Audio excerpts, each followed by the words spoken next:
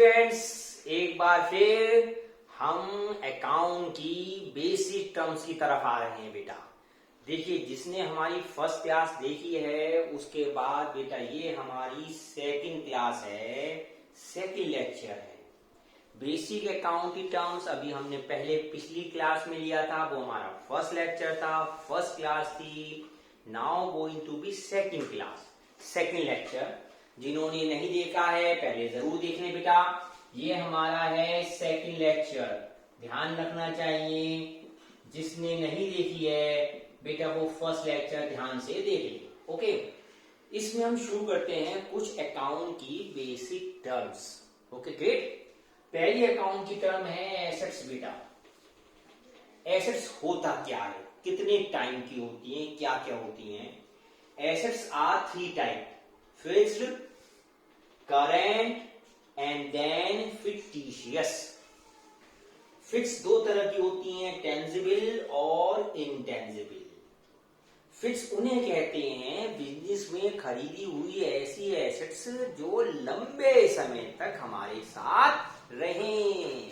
सही बेटा, मतलब जिसका पर्पस क्या होता है, हम होल्ड करते हैं लंबे समय तक, है ना, लॉन्ग टाइम पीरियड तक हम इसे क्या करते हैं, होल्ड रखते हैं।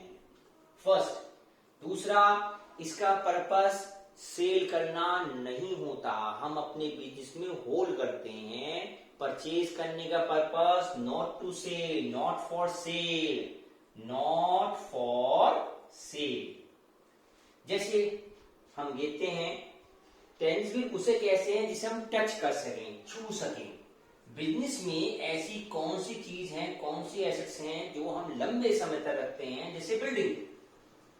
देखिए बेटा, हमने अपने बिजनेस के लिए बिल्डिंग खरीदी, बिल्डिंग लंबे समय तक हमारे पास रहेगी, हम रोज टच करेंगे, देखो हमारी बिल्डिंग है, ये हमारी बिल्डिंग है। तो बिल्डिंग बेटा क्या है, हमारी टेंजिबल एसेट्स। फर्स्ट, हमारे बिजनेस में फर्नीचर लंबे समय तक हमारे पास रहेगा, सो फर्नीचर की क्या हुई, एसेट्स कौन सी, फिक्स्ड, लंबे समय तक रहेगी। कोई भी दुकानदार फर्नीचर जो खरीदता है बिजनेस में रखने के लिए, उसका पर्पस तो बेचना नहीं होता, अपनी बिजनेस को इंक्रीज, ग्रोथ करने के लिए रखता है ना। सो ऐसी चीजें जो बिजनेस में लंबे समय तक हैं वो कहलाती हैं फिक्स्ड एसेट्स, उसमें टेंजिबल जिन्हें हम छू सके। इनटेंजिबल मींस नॉट टच, जिसे हम टच नहीं कर सकते, फिर भी हमारी होती हैं बेटा। जैसे इसमें ये पेटेंट्स। पेटेंट्स क्या होते हैं, हमारे बिजनेस में यदि हमने कोई नया फॉर्मूला बनाया, भाई इन्वेंशन की नया फॉर्मूला बनाया, तो जो फॉर्मूला बनाया है उसका हमारा स्पेशल राइट्स, हम उसे अपने पास होल्ड करके रखते हैं, उसका रजिस्ट्रेशन करवा लेते हैं। और यदि कोई भी हमारे उस फॉर्मूले को लेना चाहता है तो हम उसे वो सेल कर सकते हैं, सेल करने के बाद पैसा आएगा। ऐसी चीजें हमारी कहलाती हैं इनटेंजिबल एसेट्स, पेटेंट्स। जैसे कॉपीराइट्स। कॉपीराइट बेटा बिजनेस में बहुत प्यारा पॉइंट है, कॉपीराइट्स आपने देखा होगा। जैसे टीवी सीरियल्स हैं, मूवीज हैं, है ना, मूवीज में, टीवी सीरियल में हमारे सॉन्ग, हमारे ये सब जो है कॉपीराइट्स में आते हैं। मतलब हमने पूरी मेहनत से मूवी बनाई, एक अच्छा सा गाना बनाया बेटा, उस गाने को हमने रजिस्टर करवा दिया। अब यदि कोई भी आदमी उस गाने को हमसे, उस ट्यून को हमसे लेना चाहता है तो पहले हमसे परमिशन लेगा, और ऑब्वियसली हम परमिशन कब देंगे, जब हम उससे पैसा लेंगे। इसका मतलब वो परमिशन भी हमारी सेल होती है। तो वो कौन सी एसेट्स होती है, इनटेंजिबल। लेकिन जैसे जिस समय हमने रजिस्टर किया, हमारा पर्पस से बेचना नहीं था, हमने लंबे समय के लिए अपने पास रखना है और हमें लंबे समय तक इसकी परमिशन मिलती है। नॉर्मली ये सब अधिकार हमें 10-15 साल के लिए मिलते हैं, 15 साल तक कोई हमसे ले नहीं सकता। इसमें तीसरा पॉइंट है goodwill.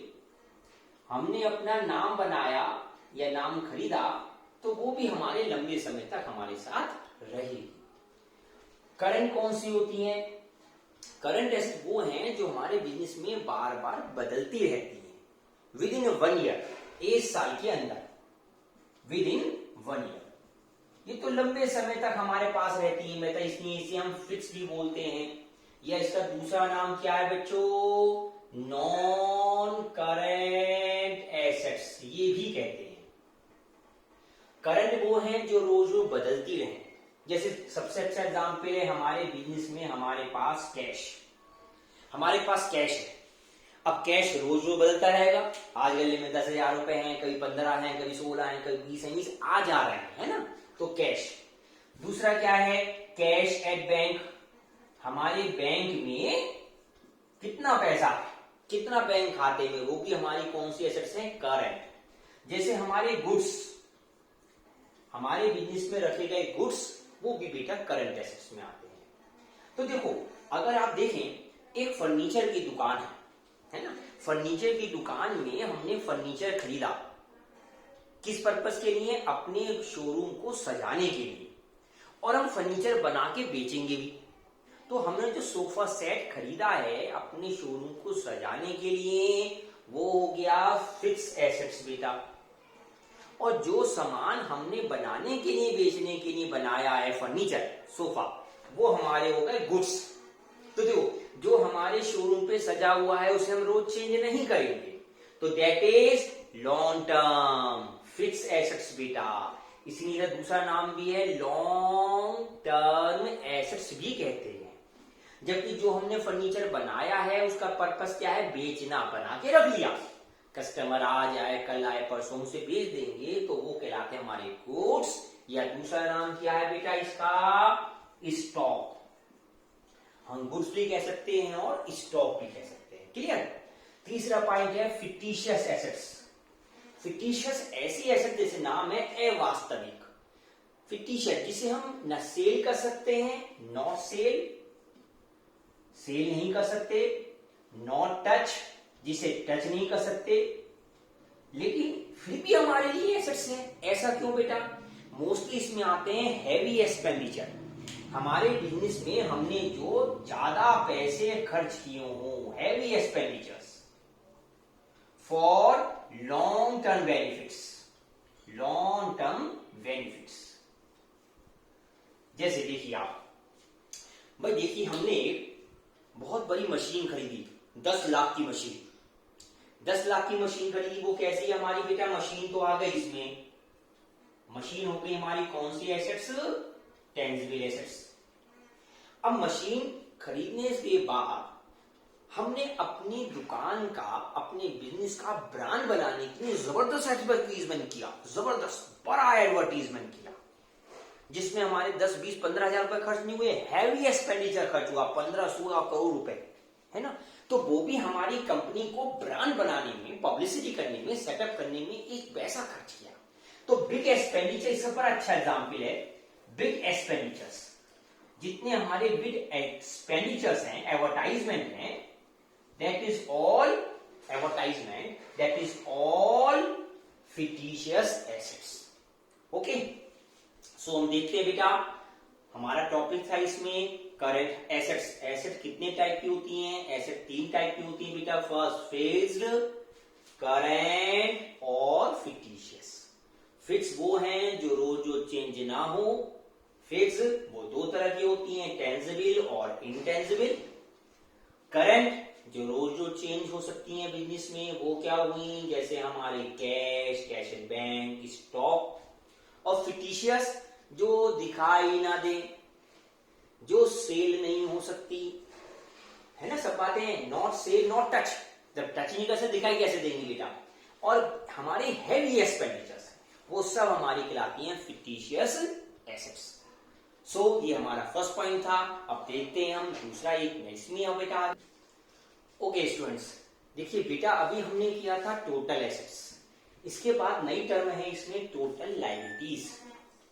Business point of view से लायबिलिटी 2 तरह की होती है, इंटरनल लायबिलिटी और एक्सटर्नल लायबिलिटीज, घर वाली और बाहर वाली।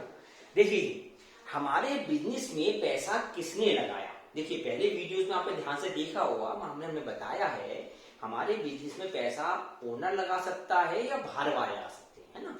तो ओनर जो भी पैसा लगाता, लास्ट वीडियो में ध्यान से सुनिए, लास्ट वीडियो में स्पेशली कहा है, ओनर ने 10 लाख लगाए हैं 10 lakhs, और बाहर वाले बैंक से कितने लिए बेटा हमने 20 लाख, है ना। सो इसी तरह है, टोटल लायबिलिटी दो तरह की होती है, इंटरनल लायबिलिटी या एक्सटर्नल। बिजनेस में पैसा ओनर जो लगाता है, मालिक, बिजनेस का ओनर, ओनर को प्रोपराइटर भी बोलते हैं। ओनर को क्या बोलते हैं? प्रोपराइटर। आप कुछ भी यूज कर सकते हैं, ओनर, प्रोपराइटर। तो ओनर ने जो भी पैसा इन्वेस्ट किया है उसे अकाउंटिंग भाषा में क्या बोलते हैं? कैपिटल। ओनर ने कैश लगाया, ओनर ने गोदाम से स्टॉक लगाया, जो कुछ बिजनेस में इन्वेस्ट किया। What invest? इन्वेस्टमेंट में जरूर नहीं only cash, cash, furniture, building, जो कुछ ओनर ने अपने घर से लाके बिजनेस में दिया वो सब क्या है? Owner investment. आप ऐसे भी दे सकते हैं, देखिए मैंने पहले बताया बेटा ये बिजनेस है, आप देख सकते हैं इस बिजनेस में जो पैसा ओनर ने लगाया, ओनर ने कैश लगाया, कैपिटल। ओनर अपने घर से लाके क्या लाता है? स्टॉक रख देता है, गुड्स रख देता है ना, वो भी कैपिटल। ओनर ने अपने घर से क्या लाके दे दिया? फर्नीचर, सोफा, वो भी क्या है? Owner investment. तो बिजनेस में जो कुछ ओनर इन्वेस्ट करता है वो सब किस नाम से पहचानी जाती हैं? कैपिटल। ऐसा क्यों? तो बेटा कॉन्सेप्ट है बिजनेस एंटिटी कॉन्सेप्ट और सेपरेट एंटिटी प्रिंसिपल, दोनों में किसी भी नाम से कह सकते हैं बेटा। ये कहता है बिजनेस अलग और ओनर अलग। ये हमारा बिजनेस है, ये हमारा ओनर है।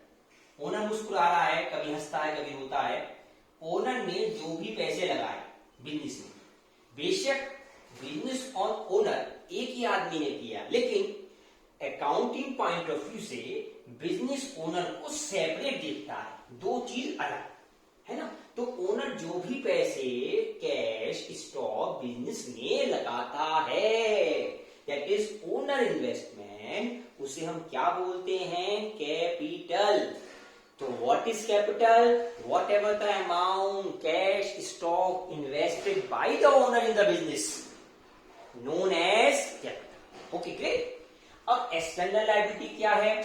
जो बाहर वालों ने हमारी बिजनेस में पैसा लगाया। बाहर वाले दो तरह हो सकते हैं, लॉन्ग टर्म या short term. Long term means जिन्होंने हमारे बिजनेस में लंबे समय तक पैसा इन्वेस्ट किया है। जैसे मैंने एग्जाम्पल लिखे हैं इसमें बेटा, जैसे बैंक से लोन लिया आपने, है ना, बैंक से लोन लेकर आपने पैसा बिजनेस में लगाया। बिजनेस में पहले ओनर ने देखो कितने पैसे लगाए थे बेटा? 10 लाख, वो तो कैपिटल। और पैसा कुछ बाहर वालों ने भी लगाया बिजनेस में, 20 लाख रुपए, that is called long term liabilities. So कोई पूछे लॉन्ग टर्म लायबिलिटीज क्या है? जो बिजनेस में लंबे समय कितना होता है? 1 साल से ज्यादा, मोर देन 1 ईयर। 1 साल से ज्यादा जितना भी पैसा हमने लगाया है बिजनेस में वो सब लॉन्ग टर्म।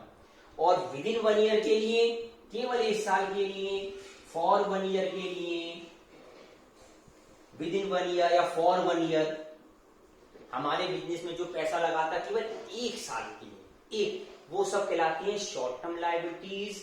इसका दूसरा नाम क्या है? Current liabilities.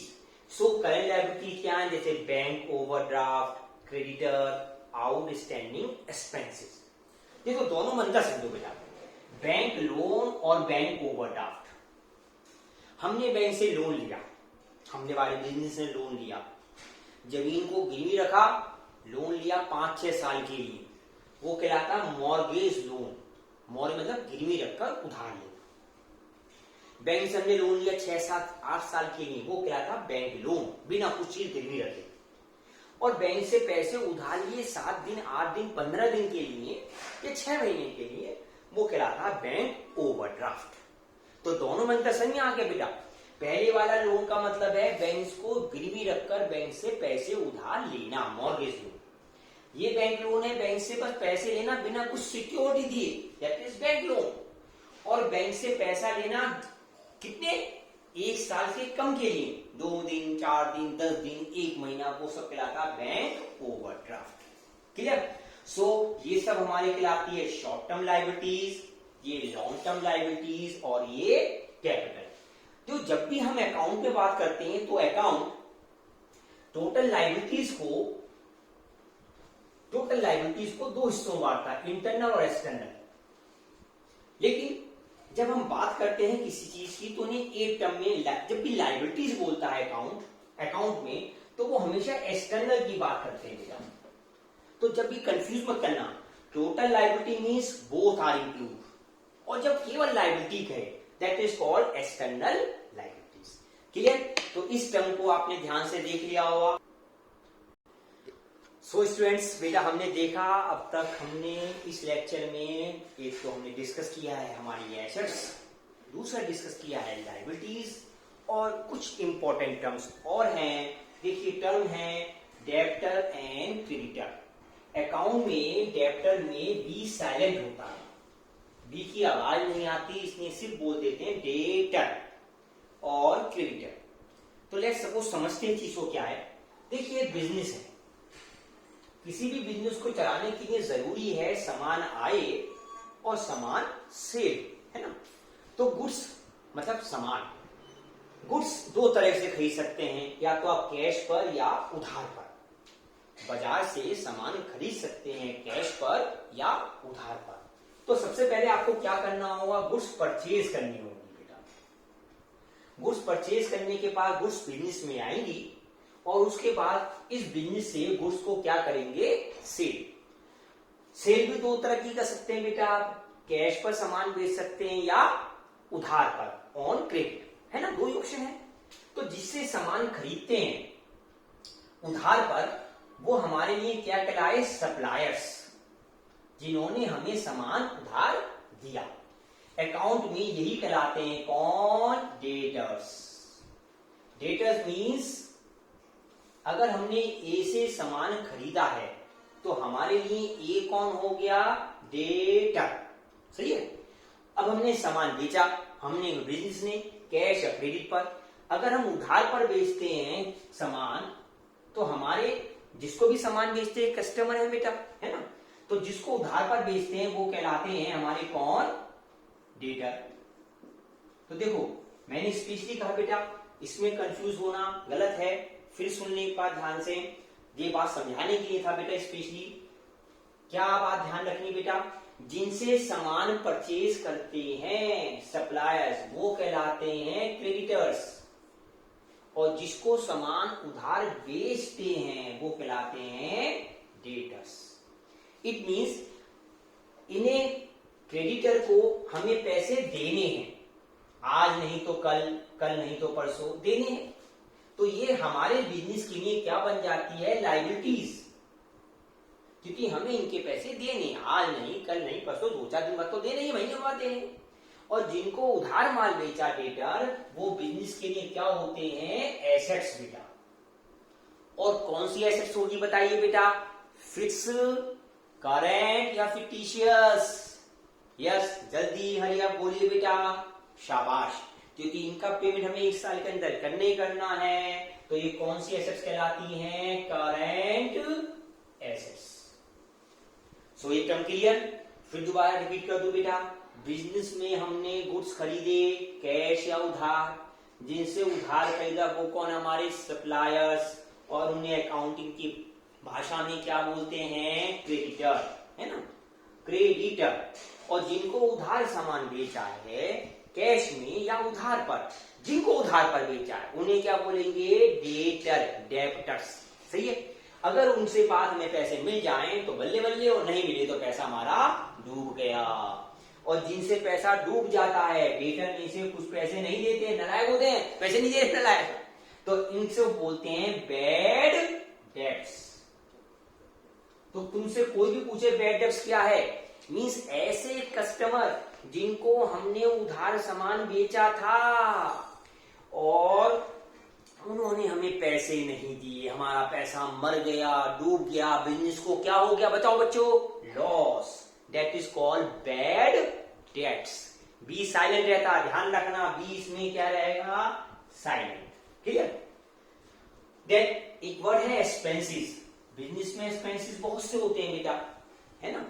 तो जैसे मैंने अपना मान लिया सैलरी, रेंट, इलेक्ट्रिसिटी, इसके अलावा बहुत होते हैं, अनलिमिटेड खर्च होते हैं एक्सेट्रा। तो बिजनेस में माना मैंने रेंट के बारे में बता रहा हूं बेटा। बिजनेस ने माना रेंट था 20,000 रुपए पूरे साल का, ईयर का। ईयर के रेंट में, पूरे साल के रेंट में हमने कुछ रेंट तो पेड कर दिया। कितना रेंट पेड कर दिया? माना 8,000। तो बाकी कितना पैसा देना रह गया है? तो 12 की देना रह गया बेटा 12,000। 20,000 ईयर का था, ईयर में 8,000 तुमने क्या कर दिए? पेड। और अभी ये रेंट ड्यू है, 12,000 ड्यू है, पर अभी हमने पेड नहीं किया, नॉट पेड। तो अकाउंट की भाषा में इसे क्या बोलते हैं? इसे बोलते हैं आउटस्टैंडिंग रेंट। क्लियर बेटा? O/S रेंट, शॉर्ट में लिख देते हैं OS, आउटस्टैंडिंग रेंट। सो आउटस्टैंडिंग रेंट हमारे बिजनेस की क्या हो गई? बिजनेस के लिए क्या हो गई? लायबिलिटी। लायबिलिटी क्यों? क्योंकि इस किराए के पैसे देने तो है आज नहीं तो कल। जैसे ये था, क्रेडिटर को पैसे देने तो है, ये क्या है? लायबिलिटीज। ऐसी रेंट भी क्या हो गई? लायबिलिटीज। आउटस्टैंडिंग में कंफ्यूज मत होइए बेटा। हम बोलते हैं बच्चे आउटस्टैंडिंग, क्या जबरदस्त परफॉर्मेंस, ऐसे बोलते हैं। हाँ, वो इंग्लिश टर्म है। अकाउंट में आउटस्टैंडिंग का मतलब है ऐसे पैसे जिनके हमें अमाउंट देना है। और यदि हमने कुछ रेंट एडवांस में दे दिया, फालतू दे दिया, तो ये कहलाता है PP, prepaid rent. Prepaid rent अगर एडवांस में दिया है, मतलब 12 महीने का देना था, हमें इतने रजिस्ट्रे भैया लो पैसे, ये पकड़ो और पैसा ले लो हमसे एडवांस 2 महीने 3 महीने का, तो वो कहलाता है प्रीपेड रेंट। और ये बन जाती है हमारे लिए क्या? एसेट्स। सो बेटा इस टॉपिक में हमने देखा अकाउंट की कुछ बेहतरीन टर्म्स।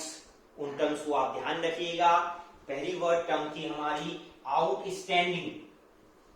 आउटस्टैंडिंग के साथ कुछ भी लग सकता है, सैलरी, रेंट, कुछ भी। इसका मतलब है पैसे देने हैं, है ना? तो आउटस्टैंडिंग का मतलब पूरे अकाउंट में है पैसे देने हैं। देने हैं तो हमारी क्या होगी? लायबिलिटीज। ओके, क्लियर बेटा बॉयज? बहुत अच्छे स्टूडेंट्स, आपने ध्यान से समझा होगा, अच्छे से देखा होगा। पहली वीडियो के बाद दूसरी वीडियो देखिए, एंजॉय कीजिए और फिर मिलेंगे। Good day, good luck.